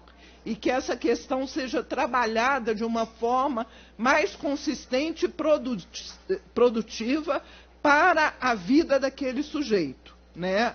Cristina, quando você fala aí das singularidades, eu acho que o campo do autismo é um campo que nos convoca necessariamente a reconhecer a singularidade de cada sujeito humano, né? Quando a gente fala da diversidade, da biodiversidade humana, ela é muito grande, né? A gente precisa, sim, de protocolos, de padrões, de reconhecer, né, de nomear grupos de pessoas, muitas vezes, mas a gente precisa de valorizar o sujeito humano no que ele tem de mais particular e de criar uma cidadania efetiva para toda a diversidade humana. Isso não é fácil, isso não é dado. Nós precisamos, sim, dos senhores e dessa casa como aliados, mas não no sentido de produzir mais leis, mas no sentido de votar orçamento, de ajudar nessas formulações de programas efetivos para a vida dessas pessoas, o que não é fácil de ser construído. Obrigada, eu acho que é o que eu tenho que fazer. Muito obrigado pelas palavras. Todo mundo que está acompanhando a mesa chegou a utilizar, né? Se alguém... desculpa, faltou a verdade de governo. Então agora eu passo a palavra, peço sinceras desculpas para que a senhora possa utilizar o seu tempo. Desculpa. Tá ok. Agradeço pelo convite, né, para que a diretoria esteja aqui participando. E eu percebo, ao longo das últimas 4 décadas, uma construção gradativa. Eu já usei muito o termo briga, hoje eu evito ao máximo falar essa palavra briga, luta, eu prefiro falar uma construção gradativa em relação ao que as pessoas com deficiência necessitam, né? Lacunas, nós temos muitas.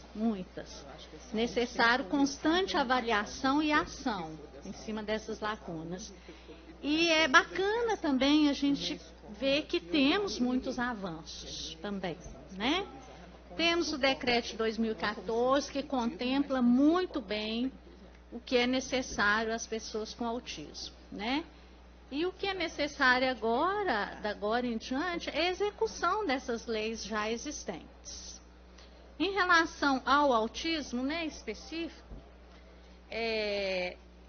vou repetir, né, o que todos já falaram, realização dos fóruns intersetoriais, né, e execução do que realmente ficar acordado nos fóruns, um orçamento específico para tratamento e acompanhamento, né, das pessoas com autismo, o diagnóstico o mais cedo possível, porém não antes da hora. Isso me preocupa muito, esse diagnóstico antes da hora, para que não se crie pseudodeficientes, como acontecia, né, antigamente em relação a crianças apenas com um problema de comportamento ou de aprendizagem, né, já eram rotulados como deficientes. Então, temos que ter muito cuidado com isso.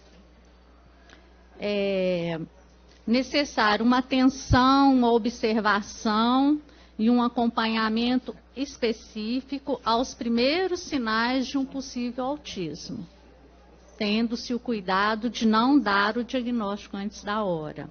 O diagnóstico é importante? Porém, mais importante é trabalhar as demandas do sujeito, logo que se apresentem. Tá? Obrigada. Muito obrigado pelas palavras.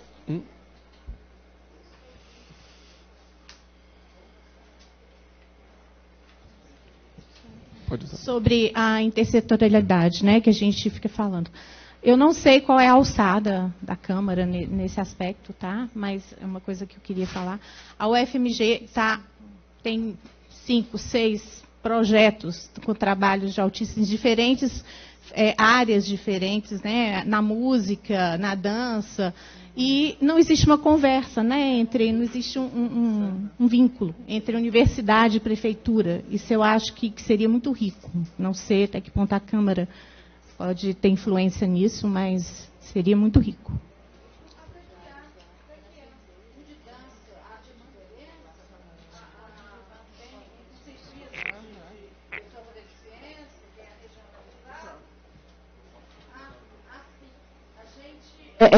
A gente faz, eu não sou da UFMG não, mas eu participo do projeto com os meninos da Maria Helena. É uma oferta de oficina maravilhosa, não está dando. É um projeto maravilhoso, tá?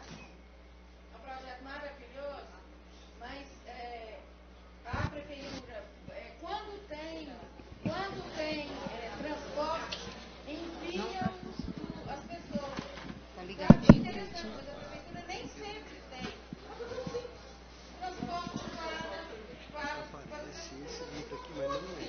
então eles vão lá uma vez a cada 3 meses, uma vez a cada 2 meses. É uma oficina gratuita, uma proposta maravilhosa que, em vez de encaixar os meninos na proposta, é o contrário. Os meninos que trazem as suas habilidades e tal, e é aproveitado essas habilidades, é maravilhoso mesmo, assim, do ponto de vista do sujeito que participa lá. E a prefeitura tem as meninas, os técnicos da Regional Norte, principalmente, tem todo o interesse da participação, mas tem esse problema de transporte. Então, a gente tem algumas ofertas de serviço. Eu acho que a gente tem pouquíssima oferta de serviço para o adulto autista. Até que até os 18 anos. Eu acho que a educação tem alguns movimentos interessantes, mas para o adulto autista, é quase nenhuma oferta de serviço ou de alguma coisa mais para a inclusão deles. Tá? Eu acho que isso é importante deixar aqui registrado. Muito obrigado. Mais alguém que não está compondo a mesa gostaria de utilizar a palavra? Oi. Eu quero só fazer uma despedida aqui, Dona. É rapidinho, é só uma coisinha. Não existe autista que sai do espectro. Eu preciso colocar isso, gente, porque o autista é genético. O autista, ele pode evoluir na sua condição de uma forma que as suas características ficam até mascaradas, mas ele não deixa de ser autista, ele nunca vai deixar de ser autista. O cérebro dele funciona daquela forma e vai funcionar até ele morrer. Entendeu? Então, assim, não sai do espectro. Não precisa também, não. Pensar em sair do espectro é modelo médico, não é modelo social de deficiência. Sobre orçamento, que é importantíssimo. A Câmara está aí com um curso sobre a incidência do orçamento. Está lá no site. A LOA deve ser colocada para discussão em breve. A LOA, e não sei se esse ano vai ter revisão do PPA, igual tinha na época do Lacerda. Incidência no orçamento é extremamente importante, tanto por parte dos vereadores, quanto pela população que está aqui. A gente pode fazer emenda. Quem precisar de ajuda, eu me coloco à disposição. Eu fiz isso por 8 anos, incidência orçamentária aqui na Câmara, e posso ajudar também. Porque é através desse orçamento que a gente vai fazer fórum e vai fazer qualquer outra ação que precisa de dinheiro. Obrigada. Muito obrigado, Adriana. Passo a palavra à vereadora Áurea Carolina para as considerações finais. Só fazer um agradecimento mesmo por essa oportunidade de chegar junto nesse repertório, né, nesse conhecimento tão amplo. Assim, para mim fica evidente a necessidade de ter um trabalho intersetorial entre as diversas áreas das políticas públicas, a importância do diagnóstico mais feito no momento adequado para que não se criem diagnósticos equivocados ou conclusivos e que possam levar a erros nas abordagens com as pessoas autistas, a importância do controle social e, portanto, da implementação do fórum previsto no decreto de 2014, né? Então, já uma legislação que talvez não seja a melhor do mundo, mas que eu vou me ocupar de ler com atenção, mas que parece que já é bastante avançada para essa construção gradativa, mas que inequivocamente é uma luta muito grande, histórica, né, pelo reconhecimento, pela convivência democrática, e a importância da vigilância, né, a não obrigatoriedade, um rastreamento que pode caminhar numa linha até antidemocrática mesmo, impositiva. Então, eu desconhecia como que a lei federal chegou nesse ponto, e eu fico me perguntando aqui, não sei se é um ponto para esse debate, quais são os interesses que moveram a aprovação dessa legislação federal, e sem uma participação do Ministério da Saúde, né? Então, é grave. Acho que tem uma questão, assim, em 2017, nós estamos vivendo uma conjuntura de golpe no Brasil, o que isso representa, o desmonte do Sistema Único de Saúde, os riscos da patologização, enfim, gente, estou muito feliz de poder acessar esse conhecimento aqui com vocês. Contem com a Gabinetona também, te agradeço demais, e o Dorgal, por propiciar esse debate aqui, o Juliano, a gente tem sempre um diálogo muito aberto aqui, uma convivência de respeito, então seguimos juntas, e é isso, né, controle social e participação. Sobre o orçamento, para finalizar, aqui na Câmara a gente tem conseguido alguns avanços pontuais na incidência orçamentária. E é importante também que a gente consiga pressionar a Prefeitura para que execute o orçamento aprovado na casa, porque, como não é um orçamento impositivo, há uma discricionariedade por parte da Prefeitura sobre a implementação ou não das coisas que são decididas aqui no Legislativo, com participação social em muitos casos, né? Então, a gente tem que fazer também uma pressão sobre o Executivo para que não se sinta liberado para cumprir conforme o seu interesse e a conveniência as coisas que nós aprovamos aqui também. É isso, agradeço demais. Um abraço grande para todo mundo. Vereador, gostaria de usar a palavra por agora? Só queria, primeiramente, agradecer a oportunidade, né, de estarmos aqui. Eu quero deixar claro que na próxima vou tentar trazer a minha prima Michele, que me trouxe essa bandeira do autismo, né, e dizer que o que a gente puder fazer aqui na Câmara, já fizemos alguns projetos, e caminhar junto com o Dorgal, junto com o Claret, e todas as associações que fazem parte dessa causa. Obrigado pela oportunidade, pelo conhecimento, e queria parabenizar a vereadora da cidade de Barbacena, que teve interesse, né, porque hoje as pessoas às vezes não têm nem interesse, sair de Barbacena para vir até aqui, para entender todo o processo. Muito obrigado e boa tarde. Muito obrigado, vereador Juliano Lopes, que é um dos vereadores que sempre que este tema surge, está sempre atento, sempre participativo. Parabéns, muito obrigado por ter aceitado o convite e participar conosco aqui dessa audiência pública. Então, pessoal, na minha visão foi muito positivo, aprendi bastante com as senhoras e os senhores aqui hoje, quero continuar aprendendo. Quer falar só um minutinho? Então, pode utilizar a palavra. Na verdade,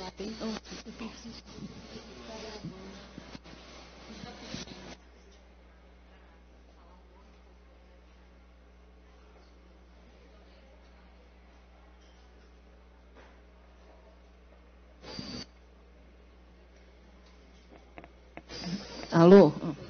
Eu também sou mãe de um adolescente autista, mas eu não venho falar... Nome de onde vem, porque para ficar registrado na casa, que eles pedem para... Meu nome é Joana Cansado, eu sou formada em Direito há 2 anos, faço parte da comissão da OAB também, da pessoa com autismo, e luto muito nessa causa. Mas o que eu estou querendo aqui, um minutinho, é falar dos professores de apoio na UMEI. Porque a maior demanda que a gente está recebendo atualmente são os monitores, que eles não têm a capacitação desejada e que todo ano muda o monitor. Então, na hora que a criança acostuma com o monitor, que aquele monitor tem aquele olhar, que está ajudando a criança naquele momento...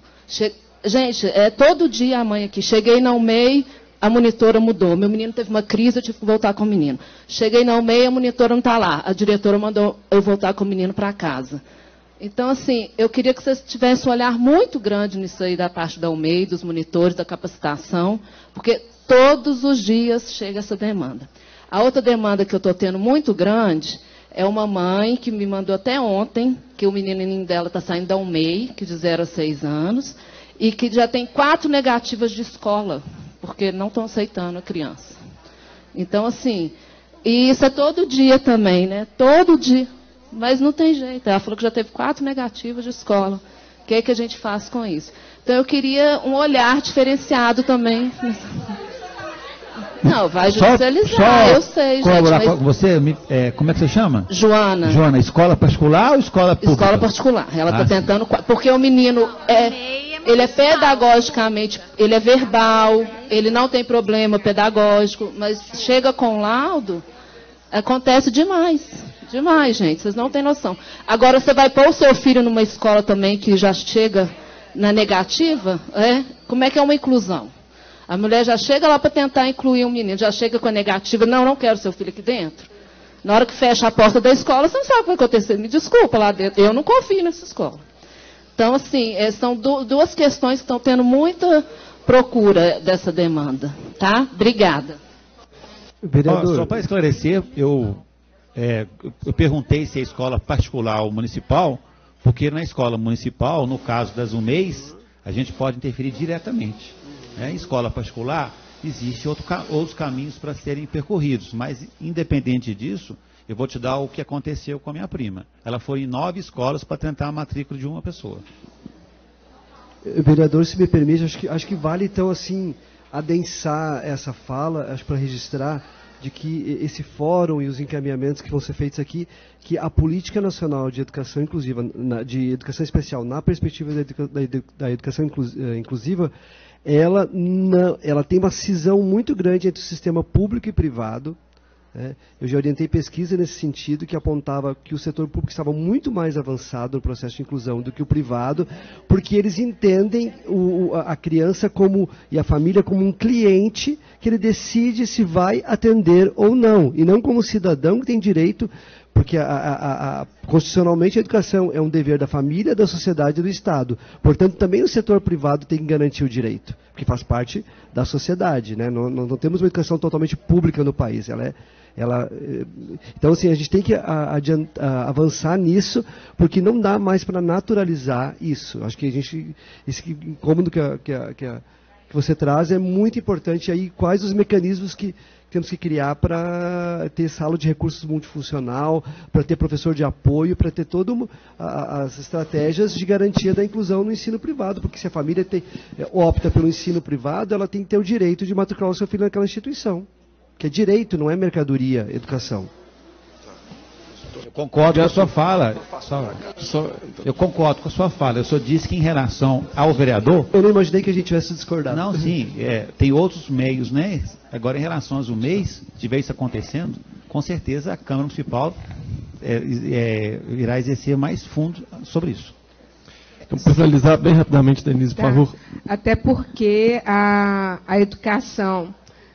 Celso, até porque a educação particular é uma concessão do Estado.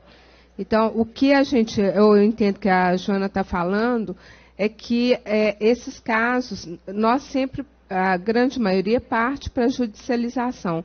Mas é o que a gente já tinha colocado aqui. A gente não quer isso, a gente precisa de avançar nesse processo de inclusão. Muito obrigado pelas palavras. Então, pessoal, passando para a fase de encerramento, quero agradecer a participação de todos os senhores e todas as senhoras. É sempre bom para essa casa, que é a Casa do Povo, Legislativo, entender melhor, aprender com os familiares e todas as pessoas que têm interesse e lutam nessa causa há mais tempo. O nosso objetivo desde o início aqui, para deixar claro também, é sempre a melhor das intenções. É fazer com que o poder público passe a trazer ações efetivas no sentido dessa causa, que a gente vê, muitas vezes, ele não tem feito, não tem cumprido aquilo que ele deveria cumprir. Então, eu anotei alguns dos encaminhamentos feitos pelos senhores e pelas senhoras, e a minha assessoria anotou, registrou tudo, e também essa audiência pública ela é gravada. Então a gente vai ter esse cuidado de rever toda a fala dos senhores e das senhoras, para a gente deixar isso tudo registrado. Eu vou ler alguns desses encaminhamentos, e a nossa ideia, que a nossa conclusão, é que a gente faça esses encaminhamentos para a Comissão de Direitos Humanos e Direito do Consumidor, que é esta comissão que nós estamos agora, para que na próxima semana eles possam votar. São 5 vereadores membros, são aqueles que estavam aqui antes de iniciar essa nossa audiência. Se eles aprovarem esse requerimento, que vão ser pedido de informações, encaminhamentos para o Poder Executivo, para a Prefeitura, esses encaminhamentos chegaram até a Prefeitura e a gente vai ter alguma resposta. É muito importante a participação dos senhores e das senhoras nessa cobrança também do Executivo. Eu não sei de qual maneira vocês poderiam cobrar efetivamente, talvez a gente poderia pensar numa forma, mas só essa participação de hoje com esses encaminhamentos já é algo muito rico para que o Poder Público possa vir a responder e tomar providências. Então, alguma das coisas que eu anotei aqui, citado pelo Estevão, acessibilidade, que é o meio, tem que tornar acessível para a pessoa, não a pessoa mudar para chegar a determinado local, adequação do espaço físico. O tratamento na rede de saúde, ele deve ser um tratamento diferente para a pessoa com autismo. Me corrijam se não for a maneira correta falar pessoa com autismo. Qual que é a maneira mais adequada? Aproveito e pergunto. Pessoa com autismo. Entendi.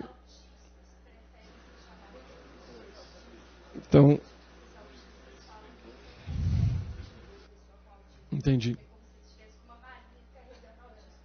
Entendi. Então, os autistas.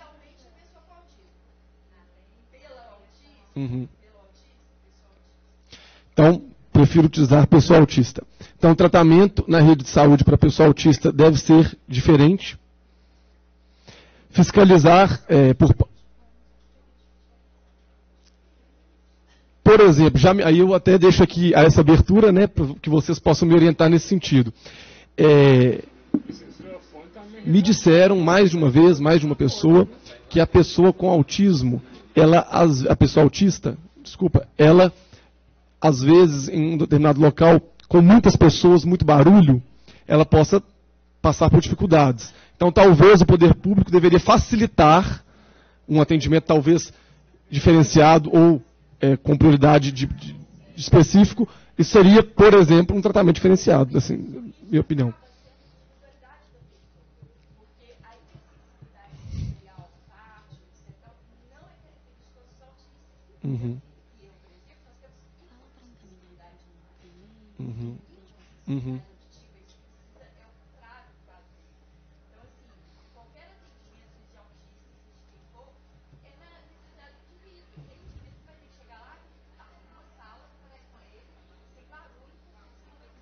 Sim.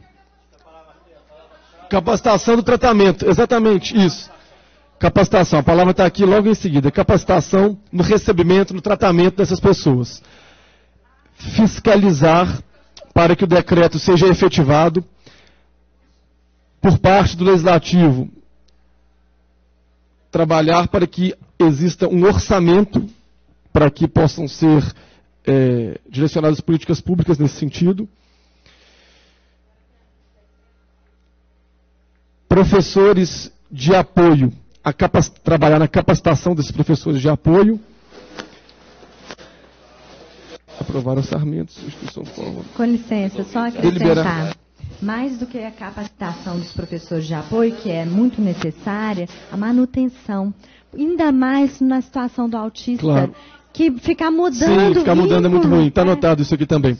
Então, como as anotações são muitas, senão a gente vai perder muito tempo aqui, eu vou fazer o seguinte. Essas são as minhas anotações, tem a da assessoria e tem o vídeo da casa. Eu vou deixar para vocês o meu e-mail, quem tiver a intenção de enviar alguma sugestão, algum novo encaminhamento, é ver.dorgalandrada, Dorgal com 2 Os, ver de vereador, ver.dorgalandrada@cmbh.mg.gov.br. Eu vou deixar o papelzinho aqui, quem não conseguiu anotar, está aqui. ver.dorgalandrada@cmbh.mg.gov.br. Esse encaminhamento vai ser direcionado para essa comissão, como eu disse, na semana que vem, nesse mesmo horário, 10 horas da manhã, a comissão vai discutir e vai aprovar ou rejeitar esse encaminhamento, esse requerimento, pedido de informação para a Prefeitura de Belo Horizonte.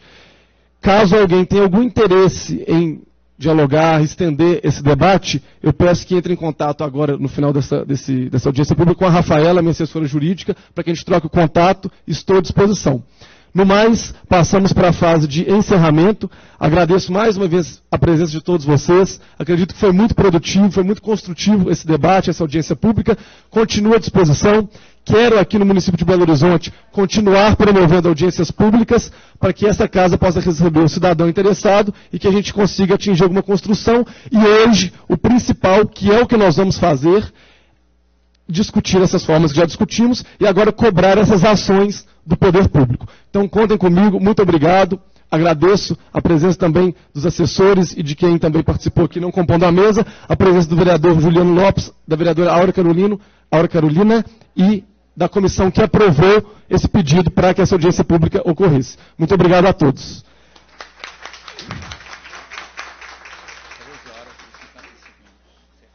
Às 12 horas e 57 minutos, encerramos essa audiência pública. Muito obrigado.